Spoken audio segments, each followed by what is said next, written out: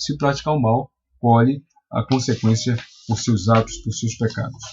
Amém, queridos? Então, ainda dentro desse tópico que nós estamos estudando, estamos no primeiro tópico sobre a realidade da tentação e que ela é uma realidade humana, nós vamos ver logo aqui, Lucas revela que Cristo foi conduzido pelo Espírito Santo ao deserto para ser tentado pelo diabo. Jesus, em sua condição humana, foi capacitado pelo Espírito Santo para enfrentar Satanás. A capacitação de poder sobre Jesus revela o lado messiânico da sua missão. Na teologia lucana, ou seja, na teologia de Lucas, na visão do Evangelho, a partir da ótica de Lucas, o Messias seria revestido pelo poder para realizar a obra de Deus. E isso incluía desfazer as obras do diabo. A vitória de Jesus sobre a tentação também é nossa vitória. Jesus, o homem perfeito, venceu a sedução do pecado em oração com a palavra e por andar no Espírito. Todos os que estão em Cristo podem, sim, também vencer a tentação, como diz em 1 Coríntios, capítulo 10, versículo 13. Eu gostaria de destacar para você, essa parte aqui do nosso comentarista fala, na teologia lucana, o Messias seria revestido pelo Espírito para realizar a obra de Deus. Capacitação de poder sobre Jesus revela o lado messiânico. Enfim, estamos falando de capacitação pelo Espírito de Deus. Queridos, nós chegamos à conclusão que, então, para Jesus vencer, ele foi revestido de poder. A Bíblia diz que no momento em que ele desce ao Rio Jordão para ser batizado por João Batista, o Espírito Santo pousa, em algumas versões diz repousa, sobre ele em forma corpórea de pomba. Alguns dizem que nesse momento Jesus foi revestido do poder. Ele recebeu ali o revestimento de poder. Mas é fácil também você lembrar que nós já estudamos na aula passada sobre o crescimento, na aula passada justamente sobre a infância de Jesus, e o seu crescimento espiritual. E a Bíblia diz em Lucas também que ele crescia e se fortalecia em espírito. Então, Jesus, desde o ventre, já tinha o Espírito Santo. Ele foi gerado pelo Espírito Santo, como está descrito em Lucas, né? Que Maria concebeu a partir do Espírito Santo. Então, Jesus já tinha. E o que acontece? A Bíblia também diz em Lucas que o menino crescia e se fortalecia em espírito. Então, Jesus já tinha o Espírito Santo nele. E o que acontece? Ele vai fortalecendo o espírito durante o seu crescimento físico também. E chega esse momento em que ele desce ao Rio Jordão para ser batizado por João Batista. E agora ele recebe o quê? Um revestimento de poder. Ele agora é cheio do Espírito Santo. Por quê? Porque o Espírito Santo conduz Jesus até o deserto para ser tentado pelo diabo. Vamos ver o texto? Está aqui na sua lição. E Jesus, cheio do Espírito Santo, voltou do Jordão e foi levado pelo Espírito. Não foi por conta própria. Levado pelo Espírito ao deserto. Esse era o objetivo. 40 dias foi tentado pelo diabo. Então vejamos. Já vimos que Jesus foi gerado pelo Espírito Santo, ele cresceu e se fortaleceu no Espírito, cresceu na carne e se fortaleceu no Espírito, e chegou agora, ele recebe aí o revestimento de poder.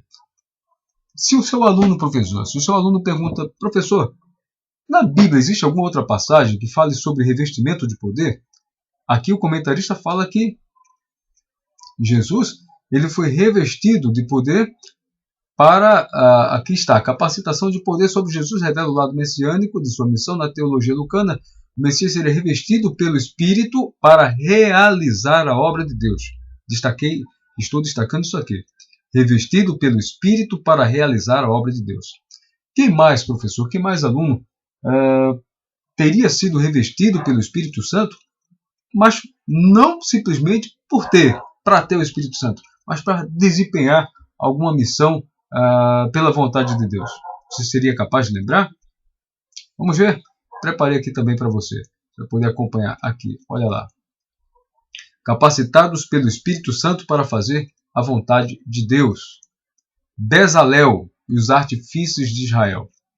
Esses homens, tanto Bezalel como Oholiabe, filho de Aizamaque, da tribo de Dan, eles foram revestidos. Está escrito no texto, olha aqui. Eis que eu tenho chamado por nome Bezalel, filho de Iri, filho de Ur, da tribo de Judá, e o enchi do Espírito de Deus no tocante à sabedoria, ao entendimento, à ciência, a todo ofício, para inventar obras artísticas, trabalhar em ouro, trabalhar em prata, em bronze, enfim. Este homem, juntamente com seus companheiros, foram revestidos do poder de Deus. Para quê? Para ficar cheio? Só para ter? Para dizer que tem? Não. Para desempenhar uma obra. Vamos ver outro? Os 70 anciãos de Israel. Então descerei e ali falarei contigo e tirarei do Espírito que está sobre ti e porei sobre eles. Contigo levarão eles o peso do povo. Então Deus pega o Espírito que está sobre Moisés e coloca sobre os 70 anciãos. Para quê? Aqui está. E contigo levarão eles o peso do povo. Então o revestimento de poder, ele tem um objetivo. Vamos ver. Josué. Disse o Senhor a Moisés: toma Josué, filho de Num, homem em quem há o Espírito, e impõe as mãos. Ora, Josué, filho de Num, foi cheio do Espírito de sabedoria, porquanto Moisés lhe tinha imposto as mãos. Assim, se filhos de Israel lhe obedeceram e fizeram como o Senhor ordenara a Moisés. Então nós vemos aqui também que Josué foi revestido, recebeu uma porção do Espírito Santo para ser capacitado a se tornar um sucessor de Moisés. Otniel, um dos juízes de Israel, veio sobre ele o Espírito do Senhor e julgou Israel. Aqui ele também se tornou vencedor, como está descrito em Juízes capítulo 3, versículo 10. Gideão, mas o Espírito do Senhor se apoderou de Gideão, tocando ele a trombeta. Os abiesritas se ajuntaram após ele, e aí Gideão vence uma batalha. Jefté, então o Espírito do Senhor veio sobre Jefté, de modo que ele passou por Gileade e Manassés, e chegando a Mispa, você vê a continuidade do texto, e vê que ele também venceu, foi revestido do poder para vencer uma batalha. Sansão, várias passagens no livro de Juízes, capítulo 14, e também no capítulo 15. Então o Espírito do Senhor se apossou dele, ele rasgou um leão pelo meio, se apossou dele, ele arrancou os portões da cidade, se apossou dele, e ele mata 30 homens para tirar suas vestes, para pagar aquela aposta, enfim. Novo Testamento, os apóstolos de Jesus. Mas recebereis poder ao descer sobre vós o Espírito Santo, e ser-me-eis testemunhas, tanto em Jerusalém, como em toda a Judeia, Samaria, até os confins da terra. Então eles recebem aqui o revestimento de poder do Espírito Santo, mas para quê? Olha aqui embaixo. Tendo eles orado, tremeu o lugar em que estavam reunidos, e todos foram cheios do Espírito Santo, e o que? Anunciavam com intrepidez a palavra de Deus. Não é ser cheio simplesmente para ser cheio, mas para desempenhar uma missão, para desempenhar alguma tarefa, para fazer a obra de Deus. Paulo também passou por isso. Partiu Ananias, entrou em casa, impondo-lhe as mãos, disse: irmão Saulo, o Senhor Jesus te apareceu no caminho por onde vinhas, enviou-me para que tornes a ver e sejais cheio do Espírito Santo. E depois que Paulo foi cheio do Espírito Santo, olha aqui, e logo nas sinagogas pregava a Jesus que este era o Filho de Deus. Vemos também que o próprio Jesus foi cheio do Espírito Santo para fazer a vontade de Deus, e o próprio Jesus afirma isso, confirmando em Lucas 7:22, o que havia sido profetizado em Isaías 61:1. O Espírito do Senhor Jesus está sobre mim, porque o Senhor me ungiu para pregar as boas novas. Me ungiu, o Espírito veio sobre mim para quê? Para pregar boas novas aos mansos. Enviou-me a restaurar contritos de coração, proclamar liberdade aos cativos e abertura de prisão aos presos. Então vemos que o revestimento de poder também sobre o Senhor Jesus tem por objetivo. E aí eu coloco esse especialmente para os professores. Também lhes deste o teu bom espírito para ensinar, e o teu maná não retirastes da sua boca, e água lhe destes quando tiveram sede. Então o revestimento de poder, professor, que veio sobre você, sobre o seu ministério, não é somente para você dizer: eu sei, eu tenho conhecimento, eu sei muito, eu sou bom. Não é para isso. O revestimento de poder, com o dom do ensino, tem um objetivo. Também lhe destes o teu bom espírito para ensinar. Não é somente para você saber para si, nem é para você ostentar sabedoria. É para ensinar. É para passar adiante. Amém, queridos? Então aqui nós vemos que o revestimento de poder, a capacitação descrita por nosso comentarista, aqui no segundo subtópico, fala sobre isso. Jesus, em sua condição humana, foi capacitado pelo Espírito Santo para enfrentar Satanás. Capacitação de poder, ela tem um objetivo, é fazer a obra de Deus. Amém, queridos? Vamos continuar com a nossa aula. Vamos ao segundo tópico. Fala sobre a tentação de ser saciado. Pois bem, o comentarista fala a sutileza da tentação. A primeira tentação de Jesus se dá na esfera dos apetites. A essa tentação Jesus respondeu: escrito está que nem só de pão viverá o homem, conforme Lucas 4, versículos 3 e 4. O diabo, por certo, sabia, por ocasião do batismo de Jesus, Deus, o Pai, lhe falara-lhe da sua filiação divina. Jesus, como homem perfeito que era, precisava enfrentar a tentação em sua condição humana e não fazer uso de seus atributos divinos como queria o diabo. Como filho de Deus que era, evidentemente Jesus poderia usar os atributos da sua divindade para transformar todo aquele deserto em pão. Todavia, se assim procedesse, negaria a sua missão de homem perfeito. Quer o diabo estimule um apetite legítimo, quer não, o seu alvo é sempre o mesmo: colocar tropeços no caminho do servo de Deus. E aí, eu vou apresentar para você aqui mais um material que eu apresentei em sala de aula, que eu gostaria que você acompanhasse. Tá? Veja bem, vamos fazer um rápido retrospecto para você entender mais ou menos o que eu vou apresentar aqui. Sabemos que Jesus foi gerado pelo Espírito Santo, cresceu, se fortalecendo no Espírito, adulto, aos 29 anos de idade, não aos 30 como muitos falam, porque o texto de Lucas fala, era Jesus quase da idade de 30 anos, quase 30 é 29. Aqui ou em qualquer lugar do mundo. Quase 30 não é 30. Então Jesus tinha 29 anos ao começar o seu ministério, o que está escrito aí no texto bíblico. Então, com 29 anos ele começa o seu ministério. Então ele vai ao Rio Jordão, é batizado por João Batista, é guiado pelo Espírito Santo ao deserto para ser tentado. O texto fala que durante todos os 40 dias em que Jesus esteve lá, ele foi tentado pelo maligno. Durante esses 40 dias, ele foi tentado. E que depois de 40 dias ele sentiu fome. O texto não fala sobre sede, fala apenas sobre fome. A gente vai comentar isso melhor. Mas entenda o seguinte, durante todos os 40 dias ele foi tentado pelo diabo. Durante todos os 40 dias. E quando finalmente, depois dos 40 dias, a Bíblia diz que ele sente fome, ele fica debilitado, o inimigo desfere contra ele apenas 3 golpes. Imagine que você estivesse tentando matar uma serpente. E olha, quem já viu a cena sabe como é que é. Olha, o pessoal joga cadeira, joga mesa, e bate com isso, bate com aquilo, quebra a vassoura, faz de tudo, enquanto ela está violenta. Quando finalmente alguém acerta que fica mole, a pessoa termina de dilacerar, né? E tem quem quer cortar no meio, quem quer arrancar a cabeça, enfim. Por que então, depois de 40 dias tentando Jesus, quando Jesus finalmente apresenta sinais de fome, é o que está escrito no texto, o inimigo vem e desfere contra ele apenas 3 golpes, faz apenas 3 propostas. Seria a hora de ele, como diz o matuto, botar para quebrar em Jesus. Por que então aí ele só desfere apenas 3 golpes? Você já parou para pensar nisso? Vamos entender o porquê. Esse material que eu preparei para você tem a intenção de explicar isso. Mas antes disso, vamos ver uma coisa que eu gostaria de compartilhar com você. Estamos falando da tentação de ser saciado. Deixa eu colocar aqui o texto de novo na tela para você ver. Aqui,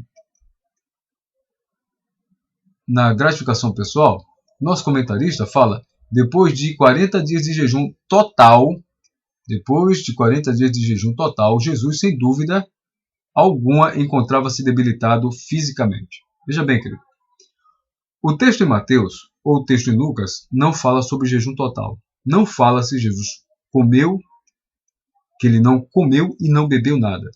Fala apenas que ele não comeu. Vamos ver o texto? Olha lá. Vamos ver o texto descrito aqui. Pronto. Vamos ver o texto descrito em Lucas. É bom você poder acompanhar. Vamos lá. Lucas capítulo 4. Lucas capítulo 4, aqui está. Pronto. 40 dias foi tentado pelo diabo, e naqueles dias não comeu. Não está dizendo aqui que não bebeu, está dizendo não comeu coisa alguma. E terminado eles, teve fome. Não diz que teve sede, fala apenas teve fome. Da mesma forma está no livro de Mateus. E aí você pode dizer, sim, professor, mas quando a Bíblia fala em jejum, está falando em jejum total. Não. Quando é jejum total, quando é não comer nem beber, a Bíblia fala. Sim. Confira, por exemplo, Êxodo 34, 28. Vamos ver na tela? Êxodo 34, 28. Vamos colocar aqui no Antigo Testamento. Êxodo. Vamos ver o capítulo 34. Versículo 28.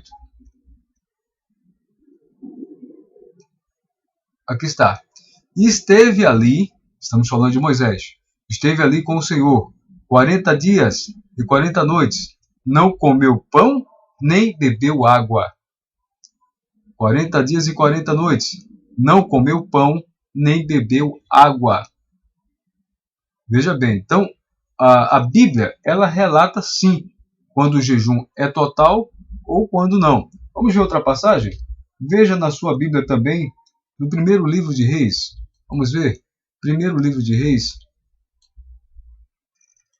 Vamos ver a passagem que fala sobre Elias. Primeiro Reis. Deixa eu ver se é o capítulo 19 ou se é o capítulo 14. Vamos ver primeiro aqui o 19. Eu acredito que seja o 19.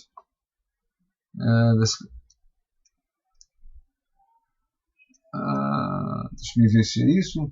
Primeiro Reis, capítulo 19, versículo 8. Isso, aqui está. Levantou-se, pois, e comeu, e bebeu, e com a força daquela comida, caminhou 40 dias e 40 noites até Horebe, o monte de Deus. Então, com aquela comida preparada pelo anjo, aqui é versículo 7, você vê isso, o anjo do Senhor tomou a segunda vez, tocou e disse, levanta e come, porque te será muito longo o caminho.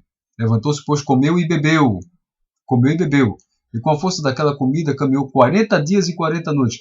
Com a força daquela comida, dessa comida aqui, com a força dessa comida, só ela, caminhou 40 dias e 40 noites. Depois dessa comida, não teve outra. Então ele passou 40 dias e 40 noites em jejum. 40 dias e 40 noites em jejum total. Não comeu nem bebeu mais nada. Essas são as únicas passagens que tem, professor? Não. Vamos ver no Novo Testamento? Você pode ver também no Novo Testamento. Vamos ver o apóstolo Paulo. Vou colocar aqui Novo Testamento. Atos dos Apóstolos. A passagem que fala sobre Paulo. No capítulo 9, a sua conversão. No capítulo 9, no versículo 9. Vamos ver aqui. Atos 9, 9. Saulo levantou-se, versículo 8, levantou-se da terra, abrindo os olhos, não via ninguém, e guiado pela mão, conduziram a Damasco. E esteve ali 3 dias sem ver, e não comeu nem bebeu. Não comeu nem bebeu. Então, quando o jejum é total, quando a abstinência de comida é total, comida e bebida, a Bíblia relata assim. No caso de Jesus, o nosso comentarista falou aqui, que depois de 40 dias de jejum total. A Bíblia não fala isso, mas teve até aluno que me perguntou, mas professor, onde é que ele arrumou água no deserto para beber? Ué, ele é o Filho de Deus, e não quer dizer que nenhum local do deserto tem água. O povo caminhou no deserto e tinha água. Encontraram água em algumas ocasiões, não estava propícia, a água Deus tornou propícia para o consumo, tirou a água da rocha por 2 vezes, em Meribá e em Redifim. Então, enfim, isso aí é duvidar de Deus. A questão é que a Bíblia fala apenas que depois de 40 dias ele sentiu fome, não fala sobre sede. Mas vamos lá, voltando para a nossa apresentação lá, para a gente poder estudar o porquê por que que depois de 40 dias e 40 noites, o inimigo desfere apenas 3 golpes contra Jesus?